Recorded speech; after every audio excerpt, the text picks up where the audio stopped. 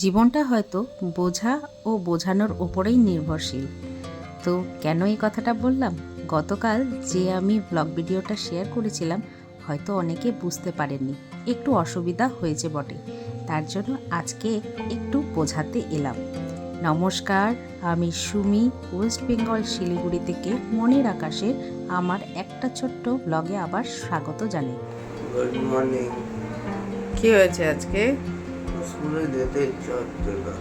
কালকে এত অ্যাক্টিভিটিতে এত ফুটবল খেলেছো, আজকে স্কুলে যেতেই ইচ্ছা করছে না? যেও না, চোখগুলো পরিষ্কার করোনি কিন্তু ঠিক করে। চোখটা পরিষ্কার করতে হবে তো ঠিক করে। এটার উপরেই তো চোখ চোখ এমন জিনিস একটা, সবসময় এটাকে ক্লিন রাখতে লাগবে, না হলে ড্রাইনেস হয়ে যাবে একদম চোখের মধ্যে। ড্রাইনেস হলে চোখ জ্বালা করবে। গতকালের টায়ার্ডনেসটা আজও কাটেনি। কেমন সকালবেলা উঠেই ঝিমাচ্ছে, এতটা ঝিমায় না ও। তো যাই হোক, আজকে ওকে স্মুদির মতনই বানিয়ে দেবো ছাতু দিয়ে। তবে আজকে কলার বদলে একটু অ্যাপেল দিয়ে দেবো, এটাই খাক আজকে। আর টিফিনে ভেবেছি একটু পরোটা আর একটু অন্য একটা সবজি করে দেবো। এখনও তো দেরি আছে ওর রেডি হতে। তবে গতকাল আমি যেই ভিডিওটা আপলোড করেছিলাম, মানে যে ব্লগটা আপনাদের সামনে তুলে ধরেছিলাম, সেটা কাল আমার আধা দিনের ব্লগ দিয়েছি। কেননা কালকে প্রচুর কাজ করেছি এবং কাল সকালে যে আমার ছেলে যে প্রশ্নটা করেছিল সেটা সম্বন্ধেও ওকে কালই বুঝিয়েছি, কিন্তু আমি সেই ভিডিওটা দিতে পারিনি। কেননা তাহলে ব্লগটা অনেক বড় হয়ে যেত আর আপনাদের সেটা ভালো লাগতো না, সেই কারণে। তো আজকে সেইটা আমি আজকেই তুলে ধরবো। তো গতকাল ও যে প্রশ্নটা করেছিল মূল্যবোধ মানে কি, সেই মূল্যবোধের উত্তরটা আমি দিয়েছি, তবে একটু অন্যরকমভাবে, একটু ঘুরিয়ে ফিরিয়ে, যাতে ওর বুঝতে সহজ হয়। কেননা কঠিন শব্দ এখন সে বুঝতে পারবে না। মা, তোমাকে আমি সকালে বলেছিলাম না মূল্যবোধ মানে কি? মূল্যবোধ মানে হ্যাঁ, বলছি, তুমি এখন কি করছো? মূল্যবোধটা কে বলেছে তোমাকে ওয়ার্ডটা?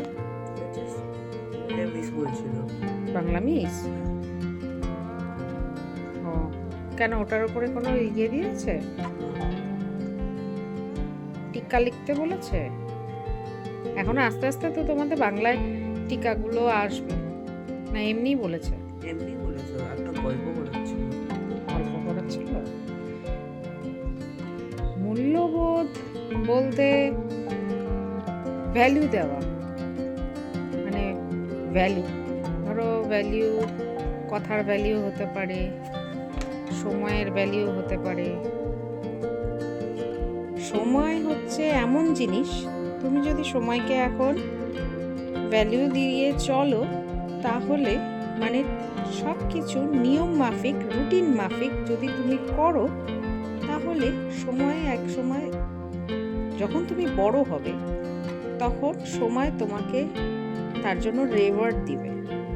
পাংচুয়ালিটি, পাংচুয়াল হওয়া, এই সব বিষয়গুলো একদম সময়কে ভ্যালু দেওয়া, যে টাইম মতন সব কিছু করা, খাওয়া দাওয়া, তারপরে ঘুম থেকে ওঠা, তারপরে ইয়েতে যাওয়া, স্কুলে টাইম মতন পৌঁছানো, স্কুল থেকে বাড়িতে টাইম মতন ফিরে আসা, সমস্ত কিছু।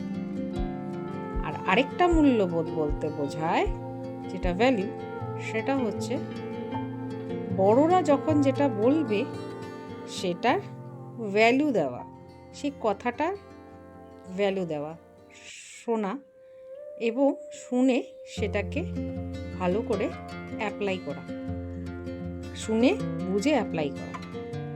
এর তোমাদের পয়েন্ট করেছে, সেটা হচ্ছে বড়দের কথা শোনাটা। কারণ হয়তো ক্লাসে তোমরা মিসবিহেভ কিছু কেউ করছিল, তার জন্য জিজ্ঞাসা করেছে মূল্যবোধ মানে কি, তাই না? কারণ মিসকে সেখানে রেসপেক্ট দেওয়া হচ্ছে না। মিস তো সিনিয়র, মিস তো তোমাদের শেখাতে এসেছে, শিক্ষক মানে গুরু, উনি শেখাতে এসে, অথচ কেউ কথা বলে যাচ্ছে, ডিস্টার্ব করছে ক্লাসে। তো ওই কারণেই বলছে মূল্যবোধ মানে জানিস তোরা? এইটাই হচ্ছে কথা, বুঝতে পারলে? আমি ভেবেছিলাম হয়তো তোমার পড়াশোনার ক্ষেত্রে হয়তো লাগবে, টিকা ফিকা লিখতে দিয়েছে নাকি সেটা আমি ভেবেছিলাম। আমি ভাবলাম যে হয়তো ওই কারণে হয়তো বলেছে। তাহলে ওই জিনিসটা এখন আস্তে আস্তে ধীরে ধীরে বাংলা মিস তো ধীরে ধীরে বাংলা মিস এইগুলোই শেখাবে, কারণ তোমরা বাংলা মিস খুব আন্ডারস্ট্যান্ডিং আর বাংলা মিস খুব ভালো। তো উনি আস্তে আস্তে, তোমরা ক্লাস 8 তো, এরপরে টিনেজার তোমরা হয়ে যাচ্ছ, তো এরপর হয়ে গেছো অলরেডি টিনেজার, তোমাদের মতন অনেকেই তো হয়তো 2 মাস 3 মাস ছোট বড় হবে। তো এরপরে তোমরা কিসে পৌঁছাবে? 9 মানে 15, 16, 17 এরকম ইয়ার্স তোমাদের বাড়তে থাকবে। তার জন্য এই জিনিসগুলো তোমাদের শিখিয়েছে। তো সবসময় বড়দের কথা শোনা একদম দরকার, তাহলে তুমি সেই বড়দের কথাগুলোকে ভ্যালু দিচ্ছ এবং সেই কথাগুলোকে তুমি শুনছো, দেখবা পরে তুমি যখন বড় হবা, মানে একদম বড় হবা, তোমার ছোট যারা থাকবে তারা তোমাকে ভ্যালু দেবে, তোমার কথাগুলোকে ভ্যালু দেবে। এখন ভ্যালু দিবে না, কিন্তু তোমার কথাগুলোকে ভ্যালু দেবে। বুঝতে পারছো? পড়া আছে না? ম্যাথ করছো, সায়েন্স টিচারের পড়া আছে। কটার সময়? 7টা থেকে? তাহলে অনেক টাইম পেয়ে গেছো, এখন করে নাও, ঠিক আছে? আর কোনো কোয়ারিজ থাকলো? ঠিক আছে। বাচ্চাদের কোনো কিছু বোঝাতে গেলে সহজ সরল ভাষায় বোঝানোটা সবথেকে বড় ভালো, কেননা ওদের পক্ষে ভারী শব্দ নেওয়া এখন সহজ নয়। আমরাও বুঝতাম না ছোটোবেলায়, আমরাও বারবার প্রশ্ন করতাম। তো আজকে মূল্যবোধ মানেটা কি সেটা আমি এইভাবে ওকে বুঝিয়েছি। সময়ের ভ্যালু দেওয়া বা মানুষ বড়দের কথা ভ্যালু দেওয়াটাই মূল্যবোধ বলে। এইটুকুই ওর জন্য আজ যথেষ্ট, কেননা যত বড় হবে ওর নৈতিক দায়িত্ব বা নৈতিক বাক্যটা একা একাই শিখে যাবে। আর তাছাড়া যদি প্রয়োজন পড়ে আমি ওকে দ্বিতীয়বার বোঝাবো, কিন্তু ভারী শব্দের প্রয়োগ আমি করব না। আমরা বড়রা ওই মূল্যবোধ বলতে যা বুঝি, নৈতিক কর্তব্য, নৈতিক দায়িত্ব, এই শব্দগুলো ওর পক্ষে এখন বোঝা সম্ভব না, তাই আমি এইভাবেই বোঝালাম। তো হয়তো আমার অনেক জায়গায় খামতি থেকে যেতে পারে, তো তাও আমি বোঝানোর দ্বিতীয়বার চেষ্টা করব। তো গতকাল আরও কিছু কিছু কাজ করেছি যেগুলো আপনাদের সঙ্গে শেয়ার করতে পারিনি, মানে তুলে ধরিনি। ব্লগটা অনেকটাই বড় হয়ে যেত, কেননা কাল সকাল 11টার থেকে আমি আর আমার হাজব্যান্ড এই গাছের পেছনে লেগেছিলাম। গাছগুলো অনেক দিন ধরে রিপটেনিং হচ্ছে না, পুরো চারিদিকে একদম আবর্জনা হয়ে আছে। তার জন্য চারিদিকটা পরিষ্কার পরিচ্ছন্ন 8টার সময় রিপটেনিং করছিলাম, আর আমরা দুজনে একটু গল্প করছিলাম, সময়ও কাটাচ্ছিলাম। প্রত্যেক সপ্তাহে তো আর বাইরে কাজ থাকে না, গত সপ্তাহে যেমন বাইরের কাজগুলো করেছি, আজকে আর বাইরের কাজ সেরকম নেই, আর এই কারণেই আজকে গাছের পেছনে পড়েছি। আমার কোমরের প্রবলেম হওয়ার পর থেকে আমার হাজব্যান্ড আমাকে সব কিছুতেই সাহায্য করে, কেননা আমি পারি না, কোমরের প্রবলেমের জন্য আমি টেনে কাজ করতে পারি না। তো গাছগুলো তো অনেক ভারী, তো দেখেই বোঝা যাচ্ছে অনেকটাই ভারী, তার জন্য ওই আমাকে দিচ্ছে। কাল সারাদিন এইভাবে কাটিয়েছি। এখানে আমরা ওই মোটামুটি 1টা-2টা পর্যন্ত ছিলাম ছাদে, আর উঠেছিলাম সকালে জল খাবারটা খেয়েই, কেননা এগুলো তো আমাদের দায়িত্বের মধ্যে পড়ে।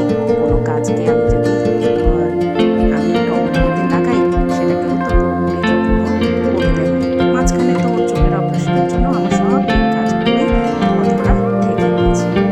তো এই ভিডিওগুলো এই কারণেই দেওয়া, কেননা কিছু কিছু জিনিস আমি ভাবি যে যদি আমি করে রাখি, তবে হয়তো আমার হাজব্যান্ডও দেখতে পারবে কোনো না কোনো সময়, বা ভালো লাগবে। তবে উনি মুখ দেখাতে নারাজ, তো যার জন্য আমি এইভাবে ভিডিওটা করেছি, কেউ কিছু মনে করবে না।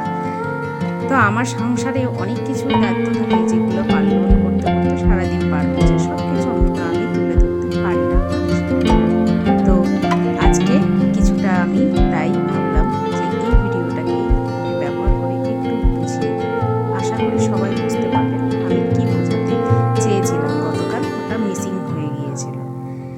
গতকাল আমি টায়ার্ডও শেষ পর্যন্ত হয়ে গিয়েছিলাম, তার জন্য আমার এনার্জি একদম ছিল না। এবার হয়তো আশা করি সবাইকে বোঝাতে পারলাম। আর গতকালের কথাটা এখানেই শেষ করলাম। ফিরে এলাম আজকের সময়ে। আজ ছেলের শরীরটা সকাল থেকেই ম্যাজম্যাজ করছে, তার জন্য ও যে শুটাকে ও নিজেই পালিশ করে। আগে তো আমি আর ওর পাপাই করে দিতাম, এখন ওকে দেওয়া হয়েছে দায়িত্ব, ওকেই করতে বলা হয়েছে। তো সেটাও ওর করতে এনার্জি লাগছে না। তো আমি বললাম যে যেতে হবে না আজকে, স্কুলে থেকে যাও, বাড়িতে একটু ঘুমাও, রেস্ট করো। তো বললো না, সেক্রেটারি হয়েছি, ওর জন্য স্কুল থেকে বলেছে 100% অ্যাটেন্ডেন্স লাগবে, মেজর কোনো ইস্যু না হলে স্কুল বাদ দেওয়া যাবে না। তো কি করার আছে, ও তো যাবেই। তার জন্য বলল যে আমাকে পাপা ছেড়ে দিয়ে আসবে, আজকে সাইকেল নিয়ে যাব না। তো আমি বললাম ঠিক আছে, তাহলে আমি ওকে টাকা দিয়ে দিয়েছি, ও আসার সময় টোটো করে চলে আসবে। এছাড়া তো আর কোনো উপায় নেই। আমি যদি দৌড়ে গিয়ে নিয়ে আসি তাহলে ওই একই বিষয় হয়ে যাবে। তো বললো না, তোমার যেতে হবে না, আমি চলে আসবো। তো এবার ছেলের খাওয়া দাওয়া সব কমপ্লিটও হয়ে গেছে, জুতোটা পরে এখন বেরোবে। ওই যে ও যাচ্ছে। ছেলে চলে যাবার পরে আমি চলে গিয়েছিলাম ছাদে। গতকাল যে গাছগুলোকে ঠিকঠাক করেছিলাম সেগুলো ঠিকঠাক আছে কিনা সেটাই দেখি। গতকাল আমার হাজবেন্ডের ছুটি অনেক ছিল, তো ওদের উপরে অত্যাচার কাল হয়েছে, তো যদি ওনার ঠিক না সঙ্গে থাকে বা গাছগুলো মানে আমার মরে সঙ্গে যায়, ওনাকে দেখলাম নিয়েছি। একটু ঝিমিয়ে আছে, আশা করি সব বলেছি ঠিক একটু হয়ে যাবে। তুমি তো এই চলো, দেখুন চারিদিকটা পরিষ্কার একদম পুরোপুরি করে দেবে। ক্লিন করে দিয়েছি, আর এই তার যে। সাথে একদম গাছগুলোকে পরিপাটি করে সাজিয়ে দিয়েছি সব যাতে গুছিয়ে অসুবিধা সুন্দর করে না হয়। অনেক দিন রেখে ধরে দিয়েছি খুব নোংরা হয়েছিল, গাছগুলো সেগুলো আগোছালো অবস্থায় ছিল। তো আজকে আর বেশিক্ষণ থাকবো না, ভেবেছি ছাদে। এখন একটু ফুল নেব আর একটু যেই গাছগুলো ড্রাই ড্রাই লাগবে সেই গাছগুলোতে জল দেব, জল দিয়ে চলে যাব ঘরে। অনেক কাজ বাকি আছে। চলে এসেছি এবার ঘরে। ওর বাবা বলেছে আজ একটু ডিমের পোচ খাবে, জল পোচ, তো তার জন্য একটু জল বসিয়ে দিয়েছি আর একটু ভিনিগার স্লাইড দিয়ে দিয়েছি, ডিমটা ভেঙে নিয়েছি, এভাবে দিয়ে আমি জল পোচ করি। পরে একটু গোলমরিচের গুঁড়ো আর নুন ছিটিয়ে দেবো, তো এইভাবেই হয়ে যাবে। এর সাথে আছে ছাতুর শরবত। এই ডিম পোচ আর ছাতুর শরবতটা খেয়ে অফিস যাবে। আর গতকালের ব্লগিং ভিডিওটা আপনাদের একটু অসুবিধা হয়েছে বুঝতে, আজকে হয়তো পরিষ্কার হয়ে যাবে সব বিষয়। তো কালকের জন্য আমি একটু ক্ষমা প্রার্থী, আপনাদেরকে বোঝাতে পারিনি। তবে আজ ব্লগটা